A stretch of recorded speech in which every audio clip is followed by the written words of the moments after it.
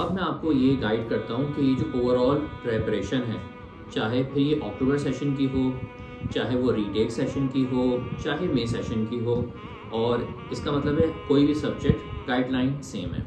तो ये जो प्रेपरेशन है ये कई स्टेजेस पे मैं कराता हूँ। स्टेज नंबर 1 क्या होती है कि आप चैप्टर बाय चैप्टर प्रोग्रेस करते हैं और उसमें चैप्टर का कंटेंट और उसके टॉपिकल पास पेपर्स बहुत ज़्यादा क्वांटिटी में करते हैं। तो मेरे पास ये तरीका है कि एटलीस्ट टॉपिकल पास पेपर्स आप 2005 एंड ऑनवर्ड्स सारे के सारे लेटेस्ट पेपर्स तक करें और उसके मल्टीपल वेरिएंट्स के साथ करें।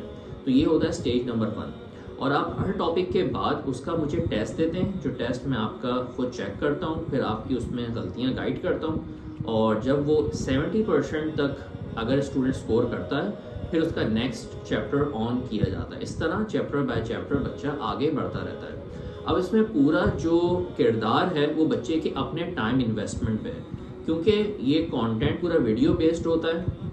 तो स्टूडेंट जितना टाइम इन्वेस्ट करता है उतनी जल्दी ये स्टेजेस कवर करता जाएगा।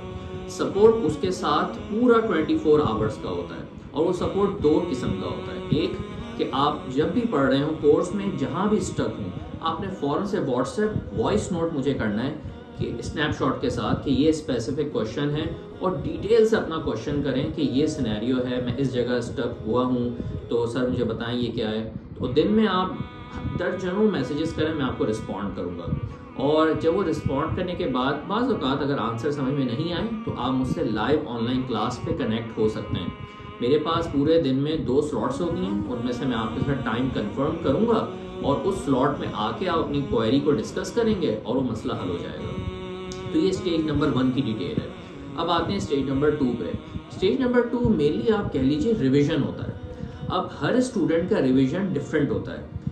कोई स्टूडेंट किसी चैप्टर में वीक रह जाता है, कोई स्टूडेंट किसी और चैप्टर में वीक रह जाता है, तो उसके उस वीक पॉइंट और उसके स्ट्रॉन्ग पॉइंट को फोकस करते हुए मैं उसको रिविजन कराता हूँ।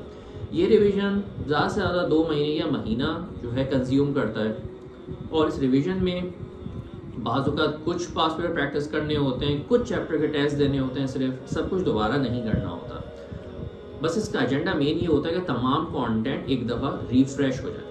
अब आते हैं स्टेज नंबर 3 पे। ये अहम है और ये होता है ईयरली पास पेपर का session. Yearly pass paper session इसलिए अहम है क्योंकि आप इसमें पूरा सिलेबस एक ही अटैम्प्ट पे जो है वो अपने इवैल्यूएशन करते हैं, और उसमें टाइम मैनेजमेंट बहुत इंपॉर्टेंट होती है और वो सिखाई जाती है। फिर उसमें एग्जामिनर आपके पेपर चेक कैसे करता है, उसके वो क्या कोड्स होते हैं, किस कोड पे वो आपकी इक्वेशन को चेक कर रहे हैं, किस कोड पे फाइनल आंसर चेक हो रहा है, उसका एक पूरा प्रोसीजर होता है, वो सिखाया जाता है। और ये बहुत इंपॉर्टेंट है स्पेशली उस केस में कि क्वेश्चन बहुत डिफिकल्ट आ जाए और आपने उसको किस हद तक करना है कि आप मैक्सिमम मार्क्स हासिल कर लें। तो ये टेक्निकल नॉलेज होना बहुत ज़रूरी है उस पेपर में अच्छा ग्रेड हासिल करने के लिए। फिर जब ईयरली पेपर प्रैक्टिस कर रहे होते हैं तो टाइम मैनेजमेंट या एक स्ट्रेस मैनेजमेंट की बहुत प्रैक्टिस करानी होती है। उसकी वजह यह है कि तैयारी ज़बरदस्त हो, लेकिन बच्चा अगर मेन कैम्ब्रिज के वेन्यू में आता है और स्ट्रेस आउट हो जाता है तो अच्छे से अच्छा बच्चा भी फिर सिंपल सवाल नहीं कर पाता। तो वो एक साइकोलॉजिकल आप समझ लें एक ट्रेनिंग होती है।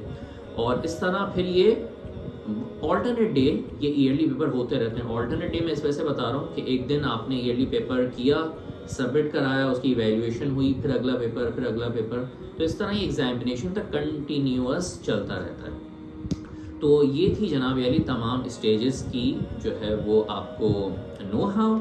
और आखिर में मैं ये आपको बताऊंगा कि अराउंड हर सब्जेक्ट 196 आवर्स कंज्यूम करता है। इसका मतलब है बच्चा स्क्रैच से इन हो रहा है और फिर उसे हमें बेहतरीन स्टेज तक लेके जाना है, बेहतरीन प्रिपरेशन तक लेके जाना है। तो अराउंड हर सब्जेक्ट 196 आवर्स कंज्यूम करता है, लेकिन कुछ बच्चे इससे ज़्यादा भी कंज्यूम करते हैं, कुछ उससे कम भी कर लेते हैं। और अब टाइम तो इतना ही है। अब फॉर एग्जांपल कोई बच्चा अगर जून में इंडक्ट हो रहा है, उसके एग्ज़ाम अक्टूबर में, तो ऑब्वियसली वो पर डे ज़्यादा पड़ेगा, और जिस स्टूडेंट को मई में एग्जाम देना है वो पर डे कम पड़ेगा, लेकिन तैयारी जो है वो अराउंड इतने ही टाइम में होती है। तो ये पूरी तफसील थी। अब मैं आपको एक और नेक्स्ट चीज़ की तरफ गाइड करता हूँ।